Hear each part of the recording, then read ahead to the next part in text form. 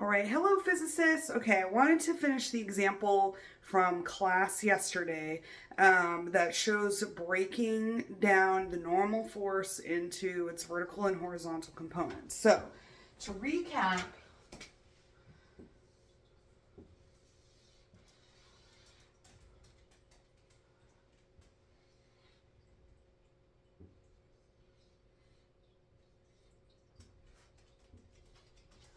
we have a tennis ball that has just been released at the top of a ramp. And we want to diagram the forces that are acting on the tennis ball at this moment. Now, of course, anytime we conduct any experiment on Earth, there's going to be one force that's always going to be acting on the object, and that is the gravitational force. And it's going to be attempting to suck the tennis ball into the center of the Earth. And so it is always from this, from the frame of reference that we are looking at it here, it is always going to be straight down. Okay, but the normal force from the surface of the ramp is going to be perpendicular to the ramp, but that means it's not perpendicular to the ground.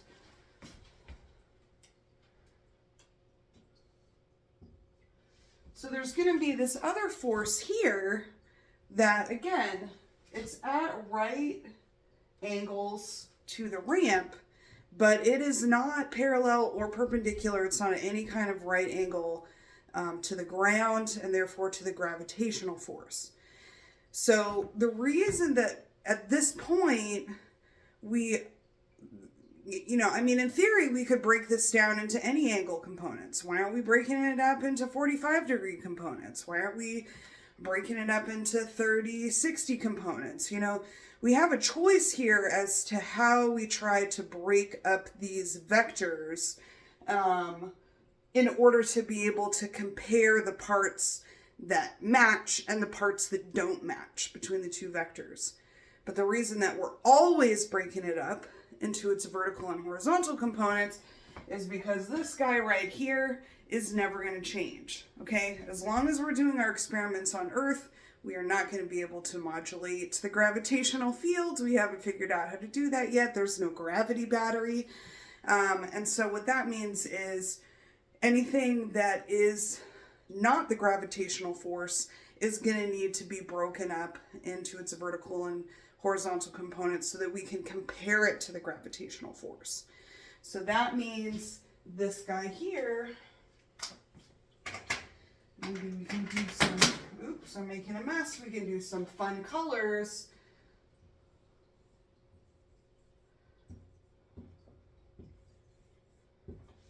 We are going to break up into its vertical and horizontal components. And all of a sudden when we do that, we can see if we connect these dots here, we see that the original vector is the diagonal of a rectangle. All of a sudden we have right triangles. And so this is why then SOHCAHTOA comes in. Okay, so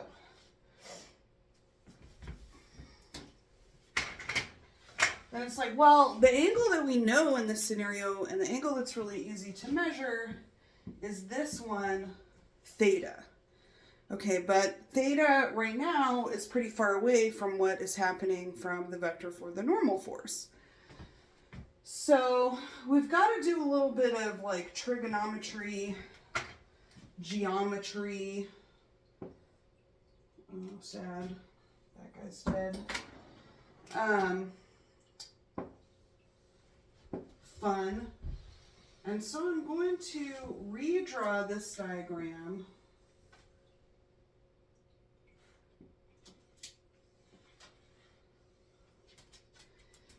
in such a way that I'm extending all of the lines that are present in the diagram so that we can see the places where they're intersecting lines as opposed to just corners or angles, because that helps us to use our geometry tools to figure out where else in the diagram we have theta.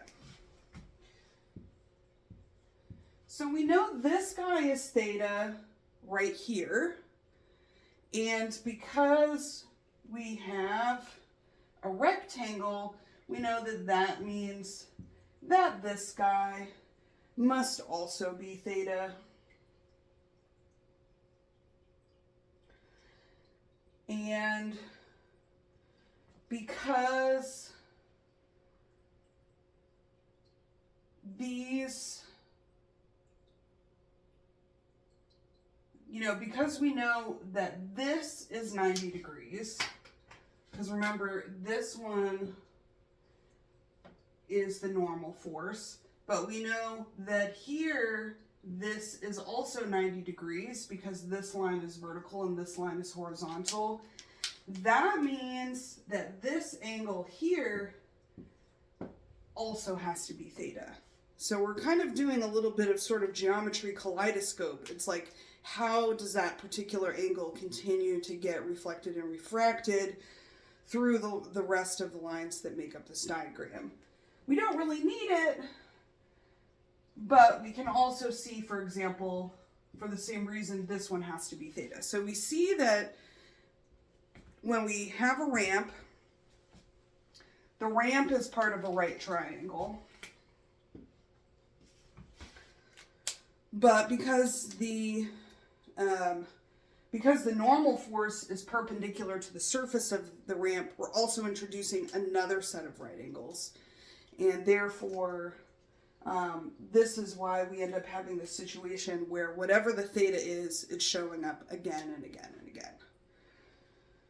Okay, so now let's just take a look at this triangle up here. Okay, so this here, this is our normal force. We can sort of symbolize it like that. We've got the F. Ooh, I've got some glare going on here. Hold on.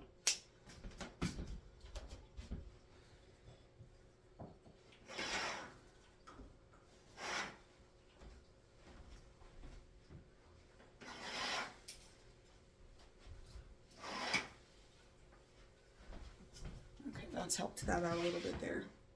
Now it's a little dark. Let's put some lights on.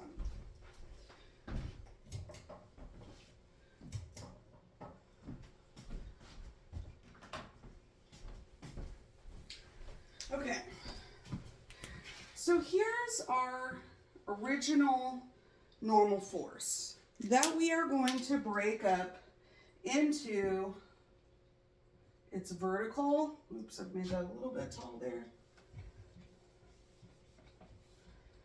Into its vertical and horizontal components. And we know from our diagram that this has to be theta. So now we can look and see, okay, well, what is the normal force on this triangle? Well, we've got a right triangle, and therefore the normal force is the hypotenuse. And then we look at the vertical and the horizontal components, and we can see that this side is adjacent, and that therefore here we must be dealing with cosine, and this one is opposite, and therefore here we must be dealing with sine. And so this is then where our SOHCAHTOA, where trigonometry comes in. It's because if we know the angle and we know that we've got to break our force into its vertical and horizontal components, those vertical and horizontal components are going to be part of a right triangle, and the vector for the normal force itself is going to be the hypotenuse. So this is where and why all that stuff is coming in. So next time we're going to talk a little bit more about applying it, but I wanted to make sure that it was clear first where and why it's coming from. And so just to recap, why bother breaking up non-vertical vectors into vertical and horizontal components? Well, because every experiment that we're going to do on planet Earth, and we don't have the budget to go to another planet or deep space in this class, it means this guy is always going to be present. and it's always going to be the same direction. So the force due to gravity is always going to be present in the experiment, and therefore we need to break down any other forces into the parts that align with it and the parts that do not align with it. When we do that, we can see that what we're going to form is right triangles. And when we form right triangles, we know that we can use our trigonometric functions as tools to figure out the other measurements that we need, which is what we're going to do next time. The other thing that I wanted to make sure to recap for those of you who weren't in the class is we talked a little bit comparing about, okay, well, how does releasing the ball at the top of a ramp differ from free fall? In other words, releasing the ball just in open space. And what we can see happen is that if we were to just release it in free space, this would be the only force that would be present, just gravity. And so the object is going to fall straight down. When we release it on the ramp, however, we're introducing a force that's actually counteracting gravity. And so it's going to reduce the magnitude of this force. In other words, it is going to slow the ball down. It's not going to fall down as quickly as it would if we released it into the air, because this is the opposite direction. We've got to subtract to this guy from this guy, and this means that we're leading to a more gentle fall. And anyone that's ever gone skiing, for example, you know that skiing down the hill is a much different experience than, say, I don't know, jumping out of an airplane. One of those I'm willing to do, the other one I am not. But the trade-off is, okay, so we've reduced the speed of the downward fall. It's like we've made that much more gentle with the ramp. But the trade-off is, in free fall, we have no horizontal motion. What we've done instead here is we've traded off, we've reduced this downward motion, but we've traded it off with this horizontal motion. And so now the ball, instead of just falling straight down, is also going to be moving laterally. Okay, so hopefully this is a helpful explanation. We're going to continue talking about this during our special session next week. But anyway, hope everybody has a good weekend, and I look forward to seeing you soon.